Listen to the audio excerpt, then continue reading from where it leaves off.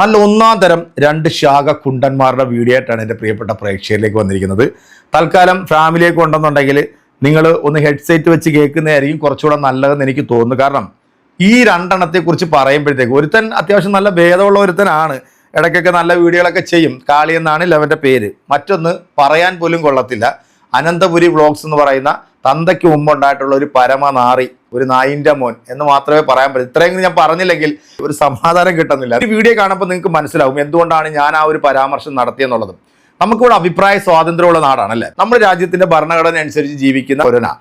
ഈ രാജ്യത്ത് സംഘപരിവാറിനെതിരെ ആരെങ്കിലും ഒരു അക്ഷരം മിണ്ടിയാൽ അവരൊക്കെ രാജ്യവിരുദ്ധനാവും, രാജ്യദ്രോഹിയാവും, പിന്നെ എന്തൊക്കെ പറയാവോ ജിഹാദി മറ്റത് മറിച്ചത് എന്നൊക്കെ പറഞ്ഞ് ഇവന്മാർ സോഷ്യൽ മീഡിയയിൽ കൊടുന്നുകൊണ്ട് അഴിഞ്ഞങ്ങാടും. ഹിന്ദു മതവിഭാഗത്തിൽ ജനിച്ചിട്ടുള്ള ഈ രാജ്യത്തെ നല്ല ഹൈന്ദവ സഹോദരി സഹോദരന്മാർ സംഘപരിവാറിനെ കുറിച്ച് പറഞ്ഞാൽ ഉടനെ ഈ വേട്ടാവളിയന്മാർ പറയുന്നത് ഇവർ മറ്റേ ജിഹാദിന് കൂട്ടു നിൽക്കുന്നവരാണ്, ഇവർ രാജ്യത്തിന്റെ വിരുദ്ധരാന്ന് പറയുന്നത്. ഈ രാജ്യത്തിന് നിന്റെ പൂർവികന്മാർ ഒരു സംഭാവനയും നൽകിയിട്ടില്ല, പ്രത്യേകിച്ച് സ്വാതന്ത്ര്യ സമരത്തിൽ കേട്ടോ. അപ്പൊ രാജ്യത്തിന്റെ രാഷ്ട്രപിതാവായിട്ടുള്ള നമ്മുടെയൊക്കെ മഹാത്മാഗാന്ധിജിയെ കൊന്നുകളഞ്ഞ ഗോഡ്സേനെ പോലുള്ള തീവ്രവാദികളെ രാജ്യസ്നേഹിയായിട്ട് ചിത്രീകരിക്കാൻ നടക്കുന്ന പൊട്ടന്മാരോട് നമ്മൾ പറഞ്ഞിട്ട് വല്ല കാര്യമുണ്ടോ? പിന്നെ ഈ നേരം വെളുത്ത് വൈകുന്നേരം വരെ ഈ അണ്ടിമുക്ക് ശാഖയിൽ പോയി പഠിക്കുന്നത് എന്താണെന്നുള്ളത് ഈ ഒരു വീഡിയോ കാണുമ്പോൾ എൻ്റെ പ്രിയപ്പെട്ട പ്രേക്ഷകരായിട്ടുള്ള നിങ്ങൾക്ക് മനസ്സിലാവും. ഈ നാട്ടിൽ സംഘപരിവാറിനെതിരെ സംസാരിക്കുന്ന സഹോദരികൾ, അതുവരുടെയൊക്കെ മക്കളുടെ പ്രായമായിക്കോട്ടെ അല്ലെങ്കിൽ സഹോദരിയുടെ പ്രായമായിക്കോട്ടെ, ഒരു പരിഗണനയും കൊടുക്കാതെ തന്തയ്ക്ക് പറക്കാത്ത വർത്താനവും പറഞ്ഞു വരുമ്പോൾ നമുക്കതിന് വർത്താനം പറയാതിരിക്കാൻ പറ്റൂ? ഇതൊക്കെ കാണുമ്പം നിനക്കൊക്കെ നന്നായിട്ട് കുരുപൊട്ടുന്നുണ്ടാവും. കാരണം ഈ നാട്ടിലെ സഹോദരിമാരെ കുറിച്ചിട്ട് ഇത്തരത്തിലുള്ള അസഭ്യമായ ഭാഷയിൽ നീയൊക്കെ പറഞ്ഞാൽ അതിൻ്റെ ഡബിൾ ഭാഷയിൽ പറയാൻ അറിയാൻ മേലാഞ്ഞിട്ടൊന്നും അല്ല, അത് കൃത്യമായിട്ട് പറയുകയും ചെയ്യും. അതിനൊന്നും ഒരുത്തിനെയും പേടിക്കേണ്ട കാര്യവുമില്ല. എന്തായാലും എൻ്റെ പ്രിയപ്പെട്ട പ്രേക്ഷകരെ, അനന്തപുരി വ്ളോഗ്സ് എന്ന് പറഞ്ഞ ഒരു പരമനായ, ഇവൻ്റെ പേര് ഞാൻ പറഞ്ഞില്ല, നാവുകൊണ്ട് പോലും ഉച്ചരിക്കാൻ കൊള്ളത്തില്ല. സ്വന്തമായിട്ട് ഇവൻ കണ്ണാടിയിൽ പോയി ഇവൻ്റെ മോന്ത നോക്കിക്കഴിഞ്ഞാൽ ഇവന് പോലും അറപ്പ് വന്നു പോകുന്ന ഒരു വൃത്തികെട്ട നാറി. പിന്നെ മറ്റത് അല്പം ഭേദമുള്ള ഒരു ഐറ്റമാണ് നമ്മുടെ കാളിയണ്ണനെ ഇവന്റെ ലിസ്റ്റിലൊന്നും പെടുത്താൻ കൊള്ളത്തില്ല. ചില സമയത്ത് മറ്റത് കയറി അങ്ങോട്ട് തലയിൽ കയറി അടിക്കും. ഏതാ ആ തീവ്രത കയറി അങ്ങോട്ട് അടിച്ചു കഴിയുമ്പോഴത്തേക്ക് അണ്ണന്റെ കിളി പോവും. കിളി പോയി കഴിഞ്ഞാൽ പിന്നെ അണ്ണൻ പറയുന്നത് എന്താണെന്ന് അണ്ണന് പോലും അറിയത്തില്ല. എന്തായാലും ഈ രണ്ട് വേട്ടാവളിയന്മാരുടെയും വീഡിയോ എൻ്റെ പ്രിയപ്പെട്ടവരെ ഒന്ന് കാണുക. കണ്ടതിന് ശേഷം ഇത് കൃത്യമായിട്ട് നിങ്ങൾ തന്നെ മറുപടി കൊടുക്കുക. ചാണകങ്ങൾ എന്ന് ഞാൻ പറയുമ്പോഴത്തേക്കും ഈ ശാഖയിലുള്ള ചാണകങ്ങൾ മാത്രമല്ല ഞാൻ പറയുന്നത്. പിന്നെ ഏത് ചാണകത്തിന്റെ കാര്യമാണ് താങ്കൾ പറയുന്നത്? നിന്റെ അച്ഛന്റെ കാര്യമാണോ? അതാണെങ്കിൽ ആ വീട്ടിൽ തന്നെ ഉണ്ടല്ലോ, അദ്ദേഹത്തിന്റെ മുഖത്ത് നോക്കി അങ്ങ് പറഞ്ഞാൽ പോരെ. സോഷ്യൽ മീഡിയ വന്ന് തന്തയെ പറയേണ്ട കാര്യമുണ്ടോ താങ്കൾക്ക്? നിന്റെ ജോലി എന്താണ്? നേരം വെളുത്ത് ശാഖ, സംഘി, ഹിന്ദുക്കളെ ഇങ്ങനെ നിരന്തരം മറ്റുള്ളവരെ സുഖിപ്പിക്കാൻ വേണ്ടി വന്നിരുന്ന് സംഘികളെ ഉണ്ടാക്കാൻ ഇറങ്ങി തിരിച്ചിരിക്കുന്ന ഒരു വ്യക്തിയാണവൾ. ഒരു പെൺകുട്ടിയാണെന്ന് പറയാൻ പറ്റൂല. ഈ കുട്ടിയുടെ മര്യാദയും രീതിയും സംസ്കാരവും ഒക്കെ ഒരു വീഡിയോ കൂടെ കാണിച്ചതിന് ശേഷം ഞാൻ മറുപടി പറയുന്നതായിരിക്കും ഉത്തമം. കേരളത്തിലാണ് ഏറ്റവും കൂടുതൽ രാജ്യദ്രോഹികളായിട്ടുള്ള ചാണകങ്ങളുള്ളത്. നിങ്ങൾക്ക് ഇപ്പൊ മനസ്സിലായിട്ടുണ്ടായിരിക്കുമല്ലോ. ചാണകത്തിൽ മുഴുകിയിരിക്കുന്ന കുറെ മൊണ്ണന്മാര് മാത്രം രാജ്യസ്നേഹികൾ അല്ലേ അവിടെ. ഹിന്ദു കത്രമേഹേ എന്ന് പറഞ്ഞ് ഹിന്ദുക്കളെ എല്ലാരെയും വലിപ്പിച്ച് സ്വന്തം രാമന്റെ പോക്കറ്റ് അടിച്ചോണ്ടാവുമാര് പോയി. എന്നിട്ട് പറയാം നമ്മൾ ഹിന്ദുക്കളെ കാശ് മുട്ടിച്ചു, അതിനിപ്പോ എന്താ? ഒന്നുമില്ലടാ, അതിലൊന്നുമില്ല. നമ്മളെ വലിപ്പിക്കാതിരിക്കാൻ വന്നാൽ മതി. നോർത്ത് ഇന്ത്യയിൽ നിന്ന് കുറെ ആൾക്കാർ ശാഖയിൽ ഇറങ്ങിയപ്പോഴേ വേക്കൻസി വന്നിട്ട് കുറെ മലയാളികൾ അതിനകത്തോട്ട് പിടിച്ച് കയറിയിട്ടുണ്ട്. ഈ ഷൂ നാക്കി എടുക്കുന്ന കുറച്ച് ക്യാഷ് ഉണ്ടല്ലോ, നമുക്ക് മനസ്സിലാവുന്നതേ ഇല്ല കേട്ടോ. ആദ്യം തന്നെ നോർത്ത് ഇന്ത്യയിലെ ആൾക്കാർ കേൾക്കണമെങ്കിൽ അവിടെ ഷൂ നക്കാൻ ആൾ വേണമെങ്കിൽ ഈ കുട്ടിയും കുട്ടിയുടെ അച്ഛനും തയ്യാറാണ്. ഇവരുടെ ജോലി ഇവർ മികവായിട്ട് തെളിയിച്ചുകൊണ്ട് സോഷ്യൽ മീഡിയ വന്ന് പറയുന്നുണ്ട്. ആ ജോലി ചെയ്ത് ശീലിച്ചത് കൊണ്ട് മറ്റുള്ളവരും ഇതേ ജോലിക്കാരാണെന്ന് ഇവർ വിശ്വസിക്കുന്നതിൽ നമുക്ക് തെറ്റു പറയാൻ പറ്റില്ല.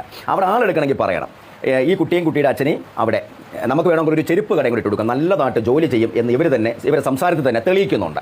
രണ്ടാമത് ശ്രീരാമൻ്റെ പോക്കറ്റ് അടിച്ചുകൊണ്ട് പോയി സംഘികൾ എന്നൊക്കെ പറയുന്നുണ്ട്. നിന്റെ അമ്മയ്ക്കോ നിന്റെ കുടുംബസ്വത്തോ ഏതെങ്കിലും സ്ത്രീധനത്തുകയോ ഏതെങ്കിലും ഒന്ന് ശ്രീരാമക്ഷേത്രത്തിലുണ്ടോ? ഇല്ലെങ്കിൽ നീയോ നിന്റെ അച്ഛൻ്റെയോ കുടുംബക്കാരുടെയോ 1 രൂപയെങ്കിലും ഏതെങ്കിലും അമ്പലത്തിൽ കാണിക്കേണ്ടതുണ്ടോ? ഉണ്ടോ? നീ കുട്ടിക്ക് ചെരുപ്പട ഇട്ട് കൊടുക്കുന്നതിനെക്കാട്ടി നല്ലത് അധ്വാനിച്ച് പണിയെടുത്ത് നീ നിന്റെ കുടുംബത്തെ പോറ്റടാ പരമചെറ്റേ. നീ ഈ ശാഖയിൽ പോയിട്ട് വാട്സപ്പ് യൂണിവേഴ്സിറ്റിയിൽ നിന്ന് കിട്ടുന്ന അപ്സൂളും വിഴിഞ്ഞിട്ടല്ലേ നീ ഇതിനകത്ത് വന്നിരുന്നോണ്ട് കുരയ്ക്കുന്നത്? കാളിയണ്ണൻ വേറൊരു സഹോദരിക്ക് കൊടുക്കുന്ന മറുപടി കൊണ്ടൊന്ന് കേട്ടോ.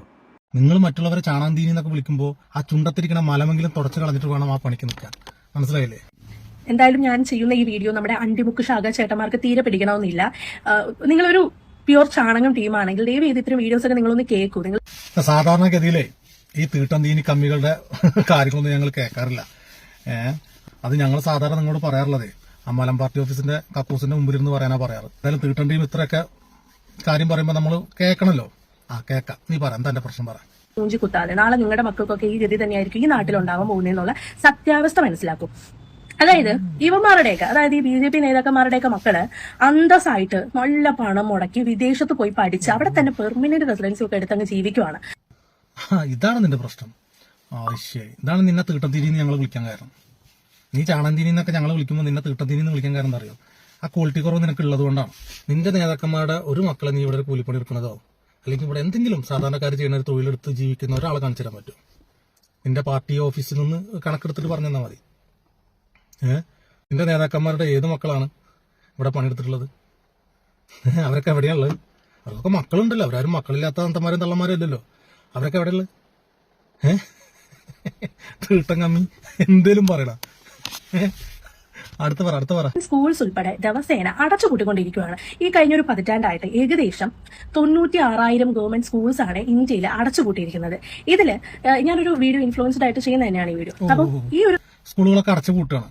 ശരി, എവിടൊക്കെയാണ്? UP-യിലും മധ്യപ്രദേശിലൊക്കെ. അത് അടച്ചുപൂട്ടിയതാണോ അതോ ഏകീകരിപ്പിച്ചതാണോ? എന്താണ് സത്യം? ഈ മലം തിന്നുമ്പോൾ മിനിമം കടുക് വറുത്തിട്ടെങ്കിലും തിന്നാൻ നോക്കണം. ഇച്ചിരിയെങ്കിലും ചില ബുദ്ധി കിട്ടും. പച്ചയ്ക്ക് അങ്ങോട്ട് തിന്നരുത്. എവിടെയും സ്കൂളുകൾ പൂട്ടിയിട്ടില്ല.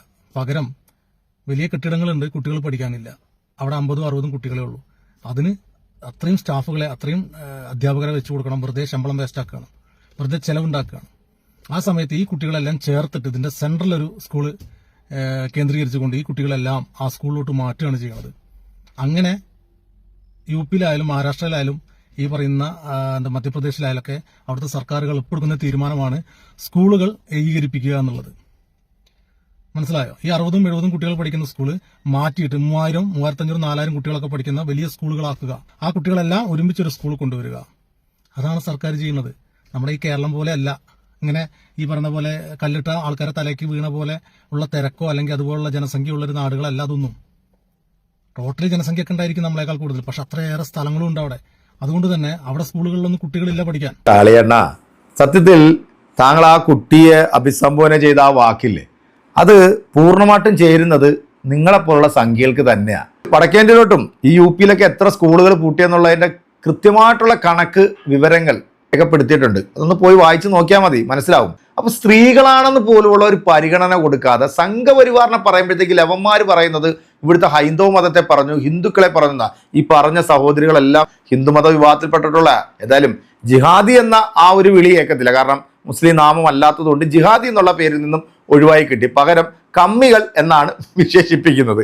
സത്യം പറയാലോടാ, നിന്റെയൊക്കെ തലയ്ക്കകത്ത് ചാണകമൊന്നുമല്ല, നല്ല ഒന്നാം തരം മലം തന്നെയാണ്. അല്ല, ഇവിടുത്തെ ഹൈന്ദവർ അട്ടിപ്പേർ അവകാശമൊന്നും ഇവിടുത്തെ സംഖ്യകളെ ആരും ഏൽപ്പിച്ചിട്ടില്ലെന്നാണ് എൻ്റെ ഒരു ബോധ്യം.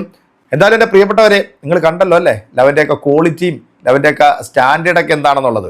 ഇതേ ഭാഷയിൽ അല്ലെങ്കിൽ ഇവന്മാരെ ഇറങ്ങുന്നതിനെക്കാട്ടിൽ താഴെ ഇറങ്ങി നിന്നേ നമുക്ക് ഇവരോട് സംസാരിക്കാനായിട്ട് പറ്റത്തുള്ളൂ. അപ്പോൾ ഈ ഒരു വീഡിയോ കണ്ട നിങ്ങൾ കൃത്യമായിട്ട് ഇതിനൊക്കെ ഒരു കമൻറ്റ് കൊടുക്കുക. നമുക്ക് അടുത്തൊരു വീഡിയോയിൽ വീണ്ടും കാണാം. അതുവരേക്കും എല്ലാവർക്കും